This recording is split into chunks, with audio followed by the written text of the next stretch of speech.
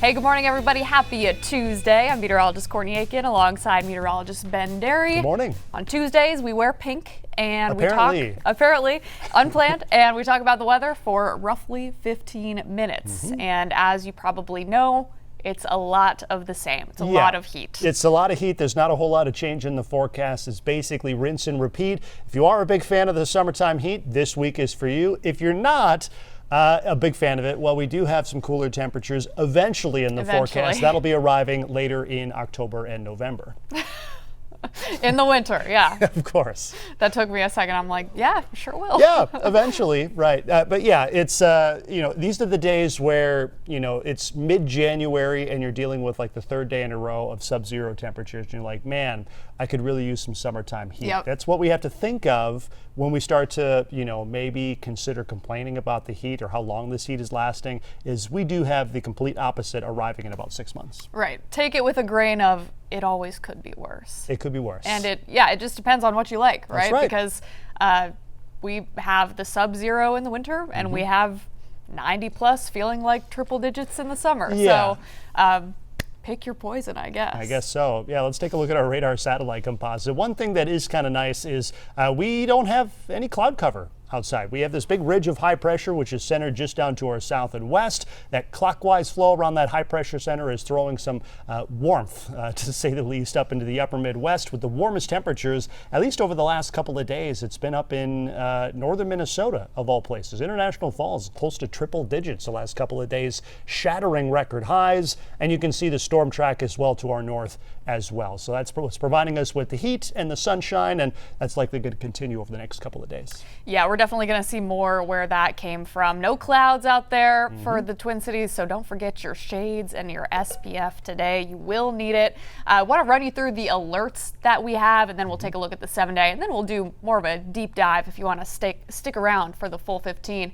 Air quality alert goes into effect all the way through 11 a.m. on our Thursday. That's going to be for a few counties in northern Minnesota. Unfortunately, we do have active wildfires burning in that area, and they're generating a lot of smoke. We're expecting the air quality to be very unhealthy, not just for sensitive groups, but for everybody in the next couple of days. So that is unfortunate. And the smoke from the wildfire, those wildfires have exploded in growth over the last couple of days. It's tinder dry up in the boundary waters. That combined with the heat, the low humidity, and the gusty southwest wind we saw really the last couple of days.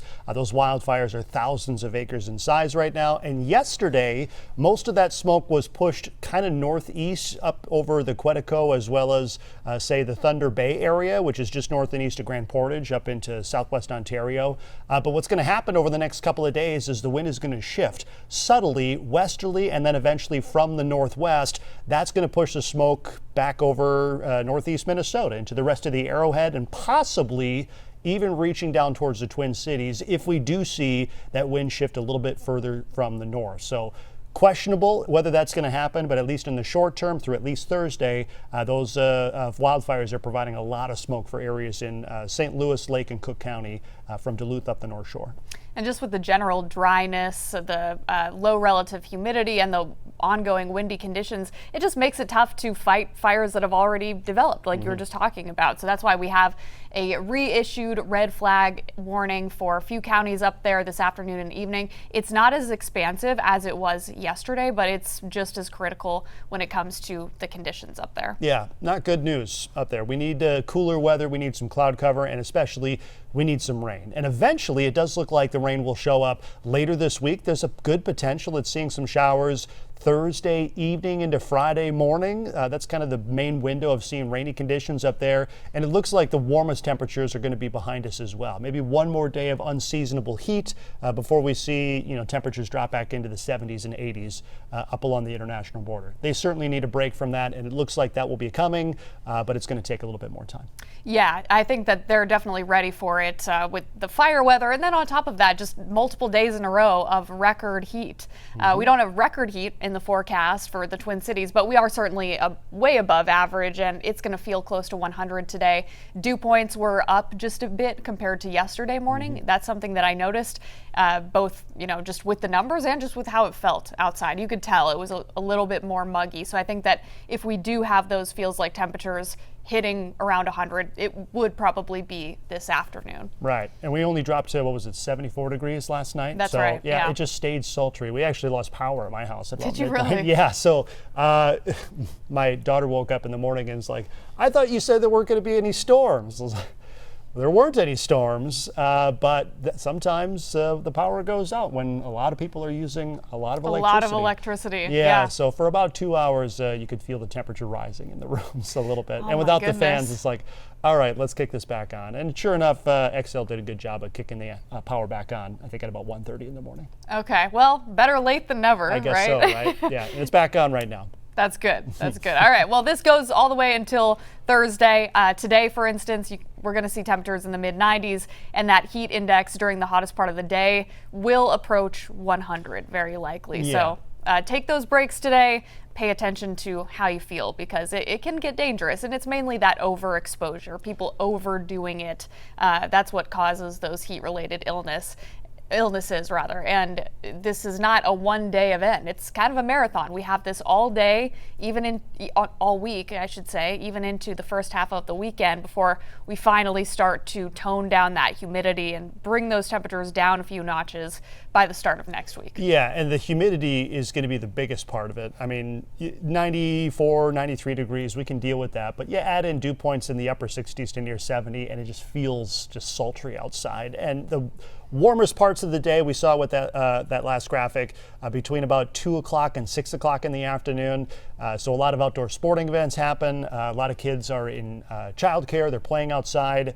And hopefully these daycare providers know to kind of limit the exposure outside during those peak daytime heating hours. Once the sun gets down a little bit, once we get beyond 5, 6 o'clock in the evening, then it's a little bit better. We see temperatures cooling off just a little bit, and the sun is just not as intense. But at least for the next 5 days, we're going to see temperatures 90 degrees or better before finally cooling off later this weekend. 86 degrees on Monday, I think, is going to feel pretty spectacular. I think that's going to be the pick of the week, honestly. I mean, looking at this 7-day stretch, that's certainly my pick. So we're adding on to that 90-degree tally. I think that we'll probably be at, I can't even think of how many 90-degree days we could have after this stretch. Yeah, I think the average for a whole year is like a dozen or so around that, and we're basically going to be there by the time we get to Saturday. So yeah, so we're at our we've reached our limit. We could be done with the 90s for a while. Yeah, we could use a little bit of a break, and it will get here over the weekend. But for now, this is kind of what we're dealing with. These are your high temperatures yesterday: 93 in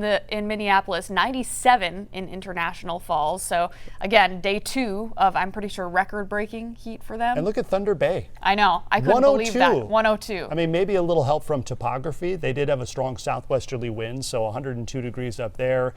Even when you see places in the UP getting into the upper 90s, Marquette, Michigan got to 99 degrees, and a lot of triple digits out west as well. And the day before, you had mentioned that some parts of Montana were like over 110 degrees for an air temperature. Correct. And I think I looked, some of the warmest temperatures they've ever recorded. Wow. Out there. So yeah, pretty intense heat. This is likely going to be the same for most of us, temperature-wise, over the next couple of days. But it does look like some subtle cooling is forecast for areas to our north, along the international border, where they need the cooler temperatures and they need the relative humidity to bump up a little bit, and that'll be the case. That's right. Yeah, we could much appreciated cool down, and those triple digits out to the west are kind of in part due to the drier air mass. It's easier to warm up a dry air mass than a humid one. If you think of it like how much effort it takes to lift a weight, it's like the dry air is the 5-pound dumbbells and the humid air is a 100-pound barbell rack. So it takes more effort. More energy to warm that up. So the drier air warms up a lot faster. And you can see, we mentioned it before, how warm it's been during the overnight hours. You look at the last 12 hours, we only dropped to 74 here in the Twin Cities. We did look, the record warm low for today was 79 degrees, so it wasn't record-setting temperatures.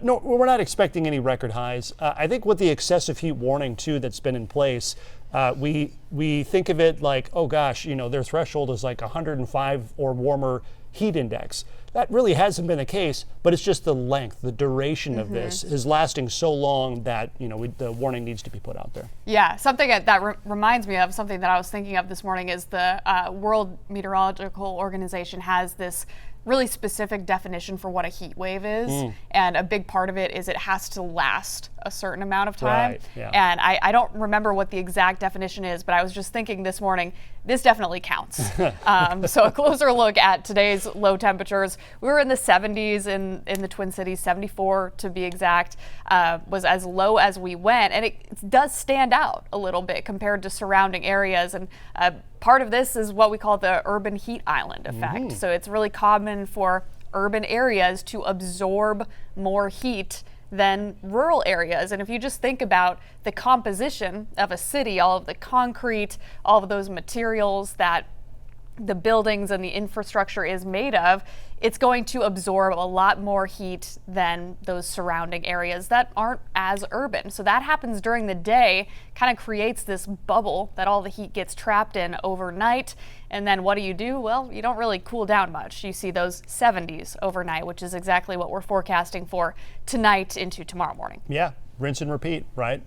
You can see 70s around the Twin Cities, upper 60s to low 70s for outlying metro locations. So yeah, things like concrete, buildings, roads, cars, all those things absorb the heat, and it's slow to release them during the overnight hours. So we see this a lot during most times of the year, that it tends to be a little bit warmer in the Twin Cities metro versus outlying locations. Totally, yeah. Even in the winter, you'll see a little bit of this. And despite it being really warm overnight, like you said, we're not expecting any record warm lows or any record warm highs. You can see it certainly could be worse with those high temperatures. Today, forecasting 94. We've got lower 90s through the end of the week, and records are in the upper 90s to triple digits over the next handful of days. Today's record is unique because, it clearly stands out because it's near 110, but that's our all-time high temperature record. 108 degrees back in 1936. We all remember those lovely days. Yes. Yes, that was some crazy heat. 108 degrees, that was the air temperature on July 14, 1936. And that was, according to the National Weather Service, that was reported right in downtown Minneapolis. So I'm sure it was not as built up in an urban kind of environment at that point, but probably still had some of that impact. And 71 people passed away of heat-related illnesses. So that's important to keep in mind, something that just shows how serious heat can be. And July 1936 was a really warm month. Yeah. It stands out. It was the hottest month on record in the Twin Cities. Wow. More than 7 degrees above the monthly average, and you can see 1, 2, 3, 4, 5, 6, 7, 8 days were 100 degrees or warmer. That was capped off today with a 108 degree high. And you can see we didn't really cool off for a while. That was probably 2 weeks of 100 degree heat for during a time when we didn't have air conditioning. Yeah. Like widespread air conditioning was not in use. Yeah, it was like a very, I did look this up, I think. It was like an idea that was being developed, but it was not this widespread thing that people had. Yeah. So yeah, and then the other thing that I think is interesting is there are places in the U.S. that do average a number of triple-digit days every summer that can be pretty impressive depending on where you are. But in the Twin Cities, we don't have an average of triple-digit days. Is that correct? We average a number of 90s, but triple digits are not something that happens often enough that it's worked into our climatology, if that makes sense. It happens about once every 3 years or so. I think it's been a couple of years since we've seen a 100-degree day, but you can imagine that many back to back to back in an 8-day span is pretty remarkable. Yeah, that is pretty brutal. And so we're dealing with a long duration event. Fortunately, we're not looking at triple digit heat, but it will feel like triple digits today with that humidity. So that's what we need to prep for. Important to just pay attention to those signs of heat related illness. Heat exhaustion is a precursor to heat stroke, and we of course want to prevent that. So if you're experiencing any of those symptoms, you want to get in the shade as quickly as possible. Just take a nice long break until you feel good again and stay really hydrated. It can make a very big difference, especially since this is not just today. It's not just today and tomorrow. It's really all the way through Saturday. And what's nice about it is because it's long lasting, we have time to prepare, and you can kind of go into a routine. You're like, okay, it's going to be hot again. What helped the last couple of days? What can I do better this time? That's true. Yeah, you kind of know what to expect, and by the end of it, those 80s are going to feel better than ever before. Yeah, no kidding. Enjoying it. So hopefully you guys find ways to stay cool. We'll, of course, have more news and more weather coming right after this.